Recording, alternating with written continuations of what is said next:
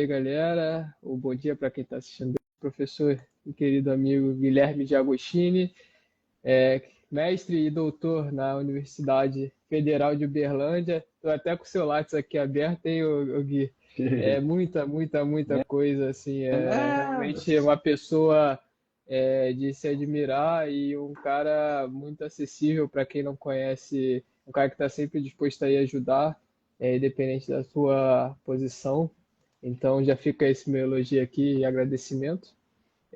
Para quem não conhece ele, ele é treinador e professor, né? Professor da Faculdade de Uberlândia, treinador e seleção brasileira. Aqui tem muito título, mas não pode deixar de negar que é um cara que alia a ciência e a prática para poder sempre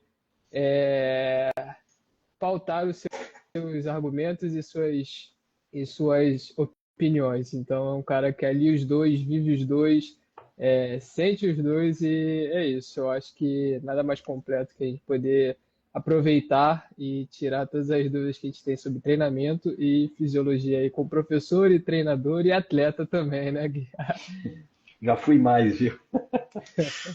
É, essa é Então, boa. seja bem-vindo e obrigado aí por aceitar esse projeto, que o objetivo é fazer várias lives com professores, atletas, com o objetivo na construção aí dos corredores e trazer essa série, esses episódios aí lá no YouTube e construir cada vez mais ciência, mais prática e mais também o que a gente vive, né? O que não está escrito ainda, para que futuramente sejam dúvidas a surgir. Ok. Então, podemos começar, porque a galera acredita e quer entender muito sobre essa zona um, né, de treinamento, entender como ela pode se usufruir dela e como realmente funciona tudo isso, mas eu acho que a gente precisa partir de um começo, né, e dar a definição do que seria essa zona um. Eu queria que você começasse por aí para a gente começar a nossa conversa. Bom, vamos lá. Então, primeiro, essa questão de zonas de intensidade, ela é absurdamente antiga na educação física e antigamente mesmo, qualquer academia tinha uns quadros de zonas de frequência cardíaca, onde a zona intensa era em vermelho, a zona tranquila era verde em claro, igual o semáforo, amarelo no meio, né? Então, isso é absurdamente antigo na educação física. Porém, de um tempo para cá, isso começou a ficar um pouco mais refinado com o uso do lactato, com o uso da cinética de oxigênio, né? E aí o exercício dito aeróbio, ele começou a ser mais didaticamente dividido nessas zonas de intensidade.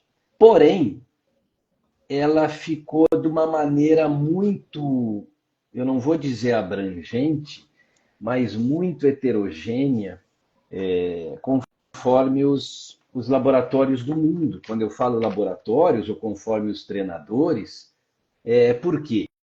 Porque existem desde 3 zonas até basicamente 7 zonas de treinamento. Então vamos lá. Por que há tanta diferença nessas zonas de intensidade? Deixando bem claro, as zonas são para dividir intensidades. E intensidades, vamos lá, ela pode ser leve, moderada, pesada, muito pesada, ou chamada de máxima, supramáxima, submáxima, ou entra nos domínios severo, extremo. Então a gente fica muito perdido com isso, porque não existe uma padronização. E, na verdade, a padronização ela é extremamente importante para garantir, Vinícius, que nós estamos discutindo a mesma coisa, porque senão fica difícil. Eu estou falando de um exercício para você e você está pensando que é outro, por exemplo, numa intensidade. Bom, baseado nisso, nós temos que escolher um lado. E eu, vou deixar bem claro, eu, Guilherme, escolhi o lado das zonas feitas por cinética de oxigênio, que determinam o exercício em 4 zonas de intensidade, que são chamadas de domínios. domínio 1, moderado, domínio 2, pesado, domínio 3, severo e domínio 4, extremo. Bom, vamos lá. Por que eu gosto de trabalhar com menos? No caso aí, menos zonas, menos domínios. Porque, na minha opinião, e especificamente para atletas de endurance, não existem tantos fenômenos fisiológicos para serem treinados que justifiquem separar as intensidades do treinamento em 7. Por quê? Porque, na minha visão, não faz sentido eu separar duas zonas que treinam a mesma coisa. Se aquela intensidade, aquela amplitude de intensidade, vou dizer assim, 60%, 70% e 80%, seja da frequência, ou do pace X, né, do FTP, ou do consumo, se treinar a mesma coisa, por que estão em zonas diferentes? E nós sabemos que nós treinamos a mesma coisa numa amplitude de zona considerável, né? Numa amplitude de intensidade, na verdade, considerável. Então, eu gosto das 4 zonas. O que eu não gosto dentro dessas 4 zonas é a nomenclatura. Por que fazer uma brincadeira, né? Mas por que os malditos, quando criaram isso, moderado, pesado, severo e extremo, não criaram leve, moderado, máxima e supramáxima, sei lá, alguma coisa assim? Ou leve, moderado, pesado e máximo, entendeu? Aí já começa no moderado. Aí a gente vai falar com o atleta e fala assim, olha, os treinos dentro da zona moderada são leves. São leves. Ah, cara, mas sinceramente, é uma zona. É uma zona. Perfeito. Entendeu? Então, didaticamente, para nós fica complicado.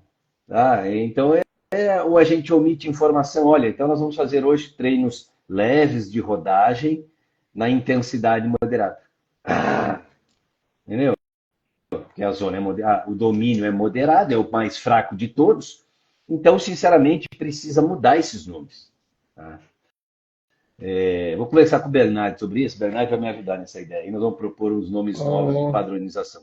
Debater um congresso sobre conceitos. Eu vou até mandar uma mensagem para ele enquanto estou conversando com você aqui, ó, para você ver. Mas vai lá. Que bom. Mas então tá explicado aí a questão. Então, nesse tópico de nomenclatura, então a zona 1, o domínio moderado, ele pode ser considerado a zona aeróbia. Domínio moderado, ele é considerado a zona aeróbia de treinamento. Mas o problema é que o domínio pesado, zona 2, e o domínio severo, zona 3, também são considerados aeróbios. Perfeito. Entendeu? Perfeito. Então aí já iria, tá vendo? Já poderia gerar uma confusão. Então, por isso que eu gosto, dentro desse assunto, de, para corredores, vou ficar mais fácil aqui, né? Nós criarmos zonas de pace. Ou seja, eu uso isso, Guilherme, ponto. Qual é a zona 1? O limite dela. Onde, a partir dali, eu já estou treinando em zona 2. Então, não quero passar. É o pace da maratona, ponto. Então, quer dizer que todo treino que você corre mais lento que a velocidade que você correria uma maratona, seja real ou por predição, porque talvez você não fez a maratona, mas mais ou menos seria aquele pace, seria treino de zona 1. E aí esquece do resto. Entendeu? Por que eu falo isso? Porque se nós fizermos um treino num pace de, vou inventar, 10 segundos mais lento que o pace da maratona, pode ser que a frequência cardíaca nesse pace, se você colocou também zonas de frequência cardíaca, ela inicia e durante um bom tempo se mantém dentro da zona 1, mas termina dentro da zona 2. E aí vira uma bagunça maior ainda. Por quê? Porque aquele treino foi de zona 1, com pace de zona 1, porém 70% do tempo a frequência cardíaca ficou dentro da zona 1, mas 30% ficou dentro da zona 2. É complicado isso. E aí cada vez mais surge mais formas de monitoramento para complicar cada vez mais, né? Ou ajudar, se tudo der certo. Mas falando sobre a zona um, então já aqui, partindo da premissa aqui, estabelecemos que é até o pace da maratona, a gente está sempre trabalhando ali na zona um, que tem essa faixa de amplitude, né, do domínio moderado, pensando na cinética do oxigênio. Quais são os ajustes barra adaptação, que a galera está acostumada a ouvir essa palavra, adaptação, Uhum. acontecem ao treinar em zona um? Isso, perfeito. Então vamos lá. Então, criamos, para nós entendermos aqui, para ficar mais didático o processo, criamos uma questão, Vinícius, que é limitamos a intensidade do treino. E para nós vamos limitar nessa V maratona como teto de zona um, tudo que é mais lento, seja caminhada, trote ou uma corrida mais lenta que o pace de maratona, nós estamos dentro da zona um para não separar mais uma zona e dizer, não, essa é tão leve que é regenerativo. É até um tema que merece aí mais atenção científica. Mas vamos lá. Bom, então, o que a gente treina quando nós corremos lento? Ponto. Ok? Quando nós fazemos um treino dentro da zona um. Então, vamos lá. Se nós pensarmos que a duração desse treino vai ser relativamente prolongada, vou dizer aí 30 minutos, uma hora e meia, 2 horas, conforme o atleta vai fazer, a pessoa vai fazer esse treino, nós vamos manter um tempo de atividade cíclica, né, o mesmo gesto praticamente, onde somente as fibras musculares do tipo 1, as ditas vermelhas, aeróbias, oxidativas, foram recrutadas, porque a intensidade da corrida não solicita fibras de maior potência muscular, vamos dizer assim. Então, perifericamente, primeiro, nós vamos treinar tudo que envolve essas fibras. E aí eu estou falando de treinos chamados de treinos de capacidade oxidativa periférica, porque os capilares em volta dessas fibras vão ficar ali 1, 2 horas trabalhando em maior dilatação, recebendo um estresse que é chamado de estresse de cisalhamento do sangue que fica batendo na parede desse vaso. E isso estimula cronicamente a repetição desses ajustes, né? Cronicamente vai levar à angiogênese, aumento do número de vasos periféricos. Bom, ao mesmo tempo, as mitocôndrias dessas fibras vermelhas estão trabalhando e, consequentemente, elas vão ter estímulos para aumentar, por exemplo, a densidade mitocondrial, para aumentar a biogênese, né? Vai aumentar o número de mitocôndrias, e isso vai melhorar a capacidade oxidativa da fibra, que quer dizer o quê? O VO2 da fibra. Ela vai conseguir produzir mais ATP dentro do metabolismo aeróbio. E isso tem uma grande vantagem, porque diminui o acúmulo de metabólitos anaeróbios que são causadores de fadiga, por exemplo. Então, perifericamente, nós estamos, primeiro, treinando isso. E o que isso reflete no desempenho? Ok? Porque não existe competição de mitocôndria nem competição de capilar. Então, precisa refletir no desempenho. E essa transferência para o desempenho, ela tem benefícios de fração sustentada ou limiar. O que eu quero dizer é que essas adaptações melhoram o limiar de lactato e a pessoa passa a produzir lactato em maiores intensidades. Abre um parênteses.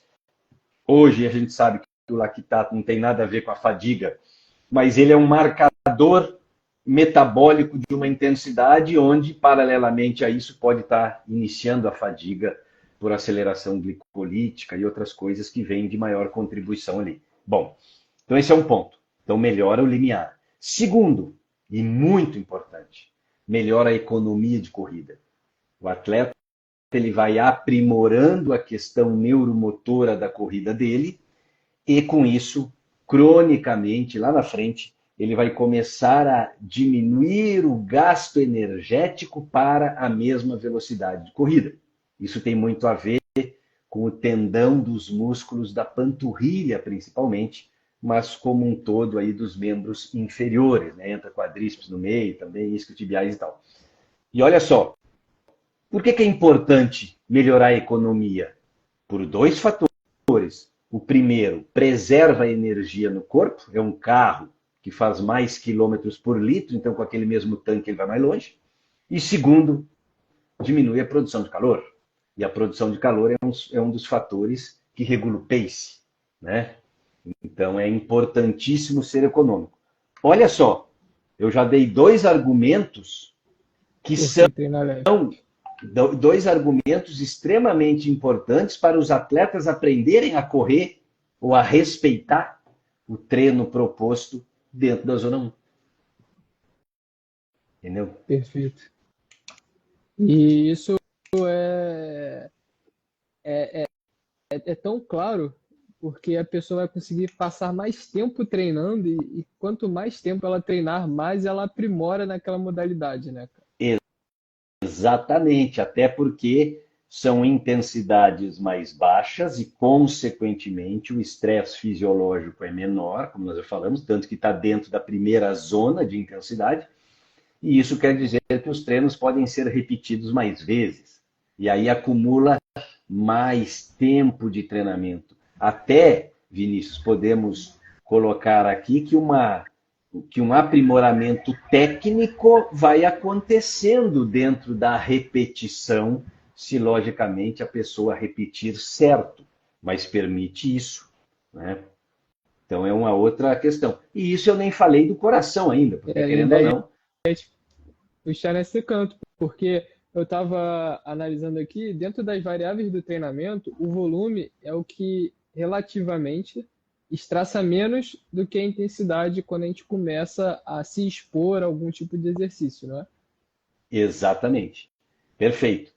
Então nós temos uma outra questão aí, que é a resposta, olha só. Primeiro que é mais fácil nós darmos sobrecarga, princípio da sobrecarga, em cima do tempo do que em cima da intensidade. 10% de aumento de tempo, olha que brincadeira aqui, mas é assim, pô, você vai correr hoje 1 hora a 12 por hora, 5 por quilômetro. Amanhã você vai correr 1 hora e 6. Eu dei 10% de sobrecarga no volume. Agora, pensa o contrário. Hoje você vai correr 1 hora a 12 por hora, 5 por quilômetro. Amanhã você vai correr 1 hora a 13,2 por hora. Já dá um 4,40 e poucos por quilômetro. Olha o tanto que essa sobrecarga, 10% de intensidade, reflete num estresse do treino e numa dificuldade do treino muito maior do que eu colocar 10% em cima do tempo, dito volume. Então esse é um fator também extremamente importante na escolha certa da sobrecarga. E aí, como você bem falou aí, o volume tem uma vantagem. Isso dá um estresse cardiovascular menor, né? O consumo de oxigênio do coração, que é medido pelo o MVO2, que é medido pelo duplo produto, pressão arterial sistólica, aumenta com a intensidade, vezes frequência cardíaca, aumenta com a intensidade, ou seja, o coração estressa muito mais pelo aumento da intensidade, pelo aumento da duração. Perfeito. E o coração ele tá refém, vai ser estressado de todas as maneiras e não tem fugitiva para ele, né? É verdade. É bom você ter comentado isso, Vinícius, porque tem um assunto, assim, não tem muito a ver com o nosso assunto, mas é importante que você falou isso. É igual quando a gente muda a mecânica, quando a gente está correndo, aquela questão do tênis, tipo de pisada. A questão é a seguinte, quando a gente corre, a gente bate o pé no chão. E isso vai para algum lugar.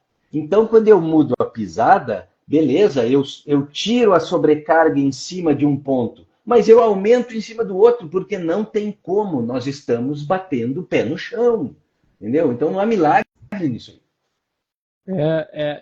Quando a pessoa começa a entender o conceito de estresse e demanda, isso começa a ficar muito claro, né? Porque alguma coisa ali tá, de certa forma, compensando para poder você cumprir a tarefa, né? Exa E isso é muito, né? Isso é exatamente. muito importante. Foi o que você falou. O tênis não vai te prevenir da lesão, ele só vai jogar para outro canto. Se esse canto for Exa fraco, já era. exatamente. Exatamente. É isso E aí. aproveitando que a gente falou do músculo mais poderoso do nosso corpo, o coração, e quais são os ajustes do coração, as adaptações que a gente espera com esse treinamento em zona um? Então vamos lá. Primeiro, é, nós estamos aqui pensando num treino de zona um mantido em umas condições boas, vamos dizer assim, ninguém desidratou demais, não sofreu com calor, aquela história toda. Por que eu estou falando isso? Porque aí nós vamos manter, primeiro, o treino dentro de uma zona de frequência cardíaca também ideal, vamos dizer assim, mais segura. E a repetição desse treino, ele vai promover no coração o aumento da cavidade ventricular. Por quê? Porque na hora que iniciou o treino de zona um, aquela contração muscular faz com que o retorno venoso aumente para o coração. E o coração trabalha num volume levemente aumentado. E isso mantido por 20 minutos, meia hora, 1 hora, 2 horas, conforme for o treino, estimula o coração a sintetizar proteínas, e isso, ao longo do tempo, faz com que o coração se torne um pouco maior. Então, esse é um dos grandes benefícios. Por quê? Porque existe uma lei no coração que fala o seguinte: quanto maior o retorno venoso, maior o volume sistólico. No resumo, quanto mais sangue chega, mais sangue sai. Ok? Essa adaptação, Vinícius, ela é extremamente nobre para o atleta de corrida, para o atleta de endurance. Por quê? Aí que entra uma outra questão. Porque quase 90%, vou dizer assim, das pessoas têm o VO2 máximo limitado pelo tamanho do volume sistólico. E o tamanho do volume sistólico, um dos fatores que limitam ele, é o tamanho da cavidade do ventrículo esquerdo. Então, olha que baita benefício nós estamos dando para um atleta que vai conseguir treinar em zona um. Mas vamos lá, é a melhor zona para promover o aumento do tamanho do coração? Em termos de intensidade, não. Mas é a única zona onde o atleta consegue treinar todos os dias, se ele quiser. E nós sabemos que se nós não treinarmos frequentemente, nós vamos ter estímulo biológico não adequado. Hoje nós sabemos que nós temos que treinar todo dia, ok? Pensando em desempenho, nós temos que treinar todo dia. Tá? Então é uma coisa importante isso. Perfeito. Abrindo um parênteses, a questão do treinar todo dia, para você que está iniciando a corrida, leva um tempo até você conseguir treinar todo dia. Então, essa frequência ela é gradual. Então, um atleta hoje em dia, se ele quer atingir o máximo de performance, ele tem que treinar todo dia, porque todo dia o coração dele precisa estar enchendo de sangue ali, mandando nutrientes via oxigênio, via o sangue. Então, é muito importante. Foi o que o Guilherme falou. Todos os dias o coração precisa receber algum certo estímulo. E, Exatamente. e essa questão também, o Guilherme, do aumento do ventrículo esquerdo para poder entrar mais sangue e sair mais sangue, isso também no treino em zona um, ele tem mais tempo, né, de carregar todo esse sangue para entrar ali, né? Já num treino intervalado ele teria menos tempo, vamos dizer assim, porque o coração está batendo mais forte, então a adaptação vem sobre pressão e não sobre estiramento. Exato, bem colocado isso aí. Então também, olha só o tanto de vantagens que nós estamos dando, Vinícius, para treinar dentro da zona um. E aí entra uma coisa curiosa, né? Se tem esse tanto de vantagem para treinar dentro da zona um, por que o corredor não gosta de treinar dentro da zona um? Ou não sabe do benefício, ou porque não cansa muito. E parece que está colocado nas nossas cabeças que o treino para ter resultado precisa cansar. Porque eu não vejo outra explicação. Pô, eu vou treinar, vou ter benefício, não vou cansar demais, não vou ficar quebrado o resto do dia, e mesmo assim eu não faço treino. Estranho. É porque esse é a adaptação que a longo prazo vai trazer resultado, né? E a gente está sempre também buscando um pouco o imediatismo, né? Pode ser. Pode levar até para essa questão. E o fator psicológico, né? Você tem que se esforçar e você tem que sentir, igual na musculação, vamos fazer um paralelo, você tem que sentir que pegou o músculo para ter funcionado, né? É, E a gente vê muito desse pain no gain. verdade. Pode ser. E, E aproveitando, na Zona um, quais são, a gente falou já aqui, mas eu gostaria de você comentasse um pouquinho, quais são os métodos que são mais utilizados em Zona um? Basicamente, Boa. Então, vamos lá. Primeiro, existe um bem conceituado aí, que é aquele, no inglês, né, LSD, a distância lenta longa, né? Importante aí por quê? Porque é uma intensidade, olha que interessante, é a mais baixa intensidade de treino dentro da zona um, ok?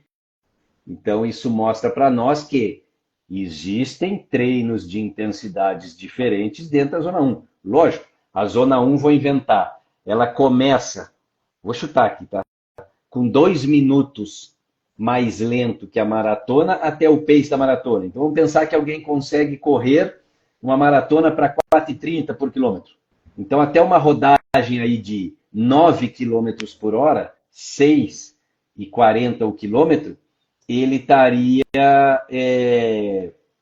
treinando nessa intensidade, ok? Então a gente treina a mesma zona em intensidades diferentes e o objetivo tende a ser o mesmo, aumenta a capacidade oxidativa periférica. Esse é um ponto. Então, o que eu quero dizer com isso? Então todo treino dentro da zona um tem que ser longo? Não. Eu posso escolher uma intensidade de zona um e fazer um treino regenerativo. Por exemplo, meia hora, 1 minuto mais lento que a maratona. Vamos lá. Se eu aguento correr uma maratona 42 quilômetros num pace, vou chutar, de 5, pô, eu vou correr meia hora a 6, é lógico que vai ser um treino que não vai me cansar, ok? Então, esse é um fator importante. Muito treino de fartlek também acontece em zona um. Não necessariamente nós temos transição de zonas dentro de um fartlek. É lógico que ele pode ser, vamos colocar assim, os domínios. Tantos minutos no moderado, 1 minuto no pesado, volta para o moderado, 2 minutos no pesado, tá? A gente pode fazer um fartlek inteiro dentro da zona um, sem problema nenhum também, entendeu? Então, mas uma coisa é clássica nisso, Vinícius. Os métodos de treino dentro da zona um são treinamentos caracterizados de natureza contínua. Ponto. Agora, como nós vamos fazer o contínuo? É um contínuo progressivo. Pode ser, mas ele termina a zona um. Regressivo, não tem problema. Fartlek, não tem problema. Entendeu? Inclusive, pode ter um outro aí que eu estou querendo colocar, vamos dizer assim, e aí não seria exatamente... Entra como contínuo, lógico, mas seria um contínuo fracionado. Quando eu falo fracionado, é assim... Pô, o Vinícius vai correr 2 horas hoje. Vinícius, você vai parar 1 minuto a cada 30. Não é um treino intervalado, mas eu quero que você hidrate e alimente muito bem dentro do treino. Poderia ser até um treino contínuo. Não, mas eu quero que nesse momento você ande. Para quê? Para garantir que vai tomar o meio litro que você precisa tomar e não dar só uma bicadinha. E também tomar o gel, o carboidrato, seja lá o que for, então também garantido, E ok? esse método contínuo fracionado, ele muito se aplica ao iniciante, né? Que o treino vai ter uma frequência cardíaca média parecida, vai dar um leve respiro a pessoa consegue fazer esse esquema da hidratação que você comentou e colher os mesmos benefícios do que precisar correr 1 hora direto se ela não aguenta, né? Ainda correr 1 hora direto, mas pô, de 20 em 20 minutos, ela completou 1 hora, que o nosso objetivo é estar ali na zona 1, que a gente determinou como pace limite da maratona. Se tudo que você tiver atrás desse pace, você ainda está na zona 1 e vai colher os benefícios da zona 1, independente de você ter parado um pouquinho ou não. Eu acho que é muito interessante esse conceito aí, né, Guilherme? Que até Sim, locais que tem base, assim, pô, é um baita benefício você dar uma breve parada e voltar para o treino. E eu acredito que no trail, eu acho que quem tem essa capacidade do coração de recuperar rápido, quando dá uma breve paradinha, caminha um pouquinho, já dá aquela reenergizada, né? exato, concordo 100%. Entendeu? Eu acho que isso pode servir para ajustar muita coisa. O dia de um treino muito quente, cara, entendeu? Isso é uma coisa importante para nós sabermos, Vinícius, é o seguinte, que essas paradas de 1 minuto dentro de 30 minutos não prejudicam o treinamento. É lógico que você não pode psicologicamente acostumar a isso, porque no dia da prova possivelmente você não vai parar. E isso é uma coisa que nós temos, né? Um costume de a diferença de trail runners para corredores de asfalto.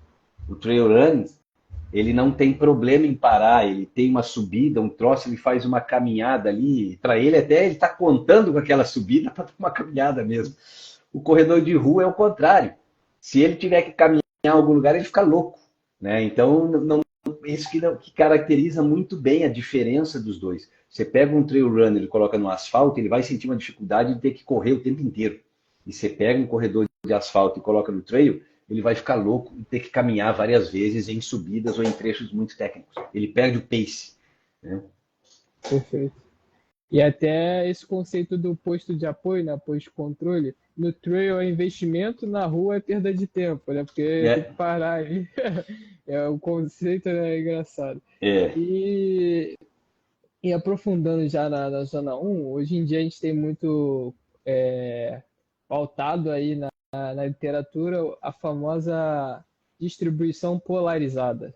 E aí eu isso. queria que você comentasse um pouquinho se hoje em dia qual a distribuição tem sido mais efetiva para os corredores. Vamos falar da Elite para depois a gente poder tocar em alguns pontos desse sentido e trazer para o bem amador, né? Certo. Qual é o conceito de polarizado e onde está a zona 1 nessa distribuição? Perfeito. Então vamos lá. Primeiro, essa distribuição olha só, distribuição de intensidades, elas são baseadas em modelos. E são modelos de identidade visual, né? Então, quando você fala assim, uma distribuição piramidal, é que teoricamente, ou praticamente, ele tem uma distribuição na forma de pirâmide, onde a zona 1, aqui embaixo da pirâmide, corresponde a 70%, a zona 2, no meio da pirâmide, corresponde a 20%, então não é uma pirâmide linear, ela é uma pirâmide, né, exponencial, vamos dizer assim, e a zona 3 é caracterizada por 10%, seria o topo da pirâmide. Ou seja, o modelo é piramidal porque a distribuição é em forma de pirâmide.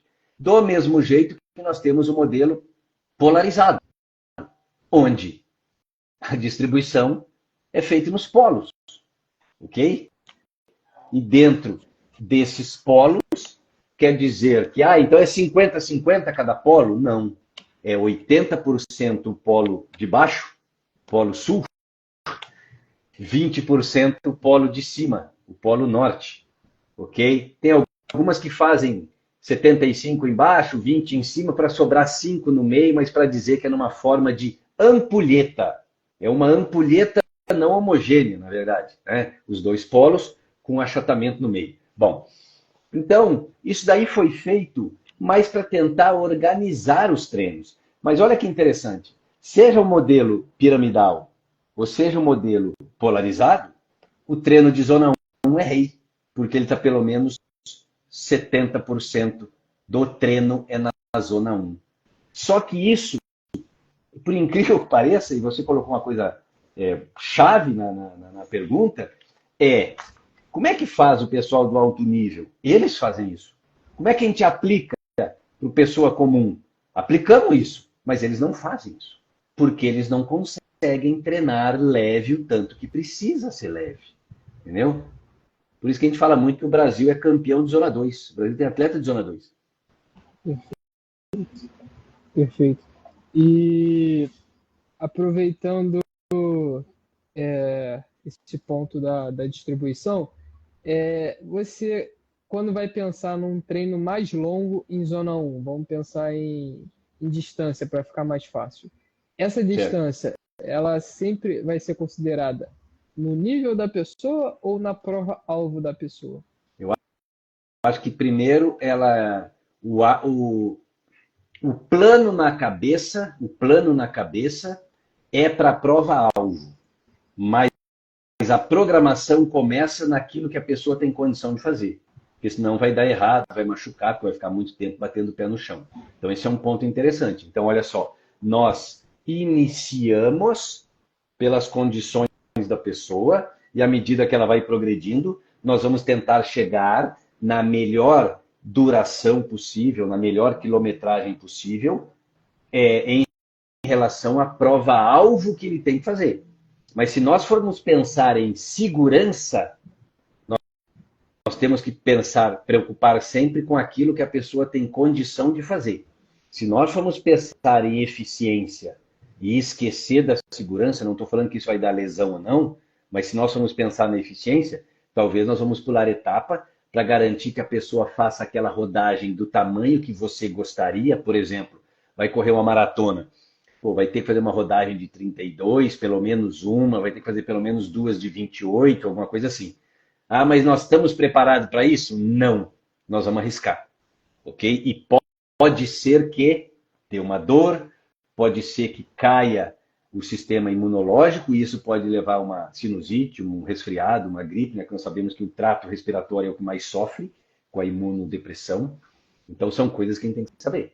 Por isso que o ideal é não pular etapa. Por isso que o ideal, quando vai fazer uma prova de distância maior, é decidir muito tempo antes da prova e vir com uma base que permite para conseguir fazer as duas coisas.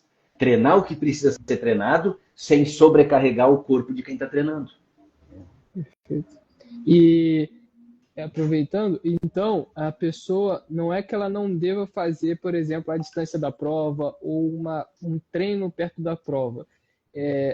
Ela precisa entender que quanto maior esse treino, maior vai ser o desgaste que ela vai receber no corpo dela. E por isso que a gente, entre aspas, fala que você não precisa fazer a distância da maratona num treino.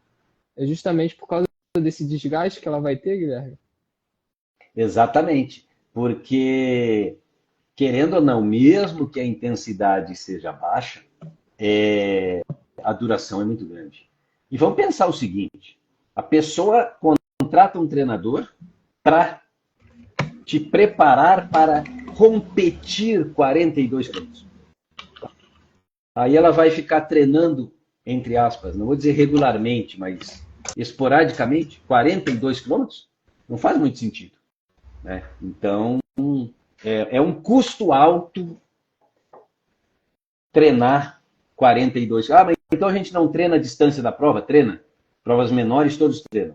21, todo mundo treina 21 para correr 21. Treina até mais de 21 para correr 21. Então o problema não é a distância. Exatamente. Tá? Que você vai fazer. E sim, a partir de um certo tempo de exercício, a partir de uma certa distância corrida, aquilo ali começa a se tornar mais arriscado, mais agressor, independente da distância que você vai competir. Tá? Então isso quer dizer que eu, treinador, iria pedir e iria montar mais ou menos as mesmas distâncias de treino para o Vinícius fazer 21 ou 42? Sim. Talvez no 42 você ia repetir mais treinos maiores, mas essa mesma distância você iria fazer para o 21. Entendeu? Perfeito. Então, vocês verem a importância de um planejamento, de uma estruturação pensada na condição da pessoa, na prova-alvo e como ela pode se distribuir. Por mais que você vá competir numa prova menor e a outra pessoa vai competir numa maratona, e as duas pessoas correm a mesma distância semanal, provavelmente essa distribuição vai ser feita diferente para que atinja um objetivo, duração e um estresse maior para cada tipo de corredor. Guilherme, eu queria que você desmistificasse esse mito que, ou confirmasse, né, para a gente essa seguinte pergunta: correr leve vai me fazer correr mais rápido? Boa, vai. Na verdade, correr leve vai te fazer manter uma velocidade maior do que a que você treina leve por mais tempo, ok? Se for pensar que correr uma maratona em menos tempo é ser mais rápido, ela vai aumentar a velocidade média final. É lógico que nós sabemos que treinos de zona 3 e zona 2, por serem mais rápidos, tendem a aumentar mais a velocidade de corrida. Mas treinar leve vai fazer você também correr mais rápido? Sim, com certeza. Além dos dois fatores que você falou, aumentar o seu limiar, que aumenta a sua capacidade oxidativa periférica, melhora a sua economia de corrida, porque seu aproveitamento do seu tanque, da sua gasolina, vai ser menos desperdiçado, menos acúmulo de calor, você poupa mais glicogênio, mais carboidrato, e também você perde menos até o final da prova, né, Guilherme? Que é a questão da famosa durabilidade. Perfeito, perfeito. Mas olha só que interessante. Vamos fazer um dado aqui. O atleta A, um atleta, ele conseguia manter o pace dele. Ele queria fazer uma maratona, vou chutar aqui, no tempo 4, tá? Não é 4 horas, mas no tempo. Aí ele saía correndo a 5 por quilômetro. Ele não conseguia correr mais rápido que 5 por quilômetro. E aí ele conseguia manter os 5 por quilômetro até o quilômetro 30. E depois ele caía para 6 por quilômetro, só para a gente entender aqui. E aí ele seguia no 6 por quilômetro. Aí esse atleta começou a fazer treino de rodagem, zona 1, zona 1, zona 1. E ele não aumentou a velocidade dele de corrida. Ele seguiu e largou a 5 por quilômetro. Só que agora ele conseguiu fazer a prova inteira a 5 por quilômetro. 5 por quilômetro, 12 quilômetros, é 1 hora. 6 por quilômetro, 12 quilômetros, vai para 1 hora e 12.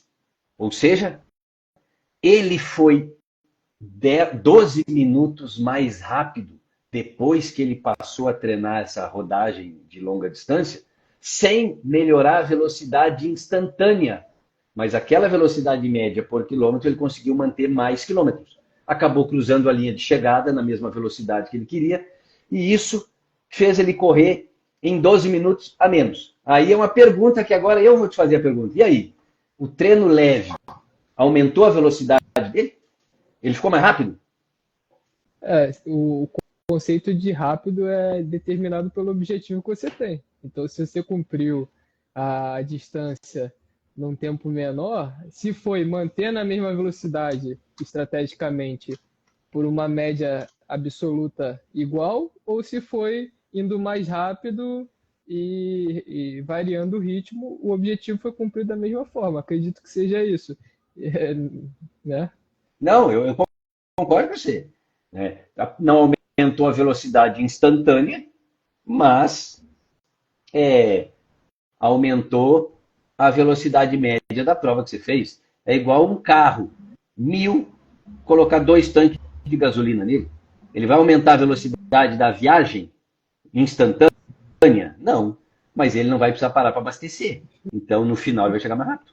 Em relação a ele mesmo, entendeu? E até exatamente, é isso aí. É relativo, é você com você nessa questão. E é um tema interessante que a gente pode depois falar sobre o pacing, porque eu acho que isso que é a beleza do esporte, né? Que o esporte não é só a matemática, ele tem também a estratégia, a tática. Então, isso também se aplica quando você estiver na corrida. Por mais que eu vou treinar para terminar a prova em tal ritmo, mas ali no dia, né, a sua estratégia, como você vai se sentir, a percepção de esforço, a frequência vai subir no início, vai diminuir, enfim, tudo, é o dia, né? Não tem como, quer dizer, tem como você mudar e ter resultado igual, né, do que programado. Sim, concordo. E é uma coisa importante, né?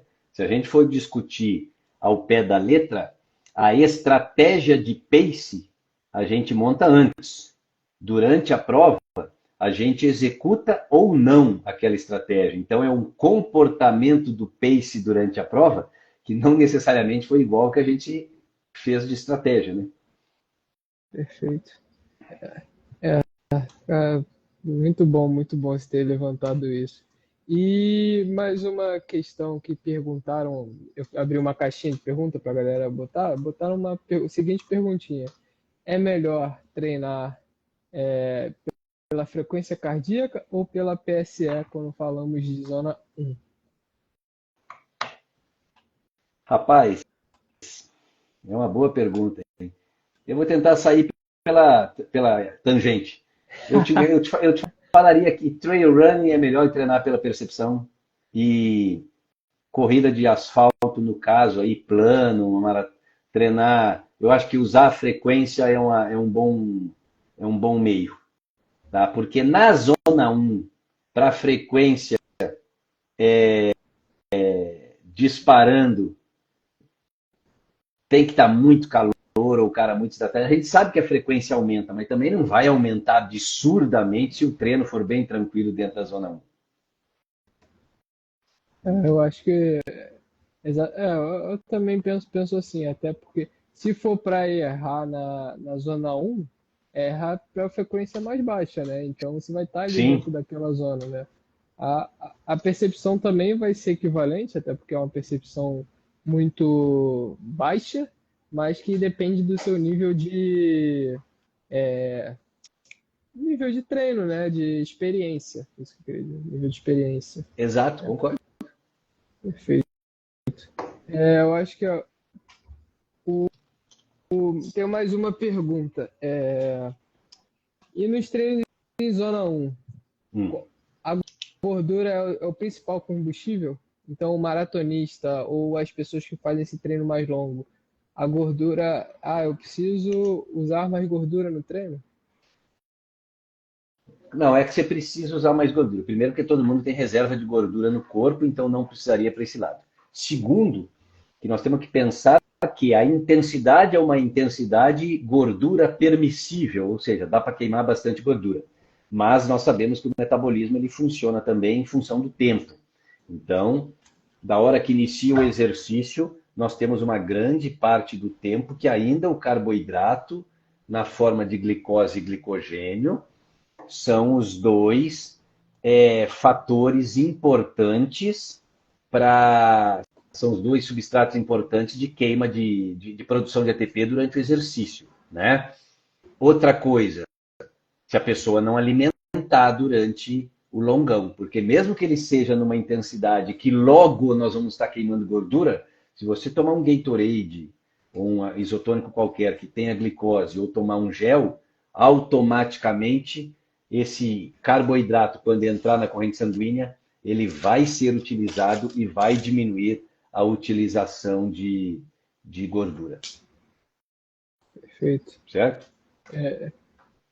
Cara, eu quero te agradecer aí por essa Opa! live incrível. Teria muitas horas de conversa, com certeza, só sobre esse tema, né? E eu acredito que a gente possa fazer mais vezes também, Não, falar sobre as outras zonas. vamos falar mais para frente. Exatamente, vamos fazer um conjunto de lives mais para frente aí, ó, uma a cada 15 dias, sei lá, agora zona 2, depois zona 3, depois zona 4. A gente nunca dá moral para zona 4, mas vamos falar depois também. E tem o CIT, tem o RST, tem tanta coisa Exatamente. legal para falar, e é um dos treinos foi até bom legal se falar. Eu acho que é um dos treinos que as pessoas fazem errando o treino. Tipo, elas não sabem como montar e faz o seu máximo aí. Aí elas fazem um RST que se torna um HIIT que acaba fadigando porque ela entra numa potência anaeróbia ali. E aí, ao mesmo tempo, o intervalo é tão denso que ela não consegue atingir o objetivo da RST e ela se cansa e faz um HIIT. É essa misturada toda. E tô até revisando também aquele livro da. Esqueci agora. Do Bishop, eu acho. Né? O que é o do Hit. E ele Ah, tem. não, é o do Larson e Lá, do isso. Hit E, a- Science. isso. E ele tem, né, os tipos, né? E aí Sim. ele tem dois Que tem tipos. os martelinhos, É, machadinhos é desse. legal. Excelente aquele livro, excelente. Cara, te falar que eu ainda não li, mas naquela plataforma que você ensinou pra gente usar, o Notebook LM, eu Aham. joguei o artigo desse PDF e eu vou revisar agora para estudar. E vou Então te dar, vamos e vou te fazer dar, e assim. vou te dar, e vou te dar uma dica aqui melhor, viu? Dentro daquilo lá, você pega o artigo, pode ser até livro, né? Mas você pega o artigo ou o livro e fraciona, joga por capítulo, vem muito mais completo. Que aí, ao invés de vir um podcast do livro inteiro, se o livro tem 10 capítulos, você tem 10 podcasts, um de cada capítulo. Aí ele tem mais conhecimento ali. É lógico que dá Pô, mais legal. trabalho, demora mais É, Tem tempo e tal, que, tem mas que cortar o livro, aí né? você corta pelo Adobe. Show. Boa, Show. foi legal. Certo? Eu vou fazer isso porque eu tava também, eu estou estudando o seu livro de bioquímica, que é excelente, né? Aquele de metabolismo dos Pô, bioenergéticos é das coisas. top, top demais. E aí é legal que ele não vem enviesado, né? Aí eu perguntei, quais são as adaptações do treino? Aí ele fala, aqui é exclusivamente sobre metabolismo e fenômenos que acontecem durante as intensidades cinéticas, não aprofundamos sobre o que acontece se eu treinar em tal zona. Então é É, muito bom que você consegue é, focar. verdade. Então vamos fazer assim, a gente marca aí Vamos. a zona 2, depois zona 3 e a famosa zona 4 aí que a galera não conhece também. Perfeito. Valeu. Obrigado, Gui. Obrigado, Vinícius. Valeu Até demais. a próxima. Até a próxima.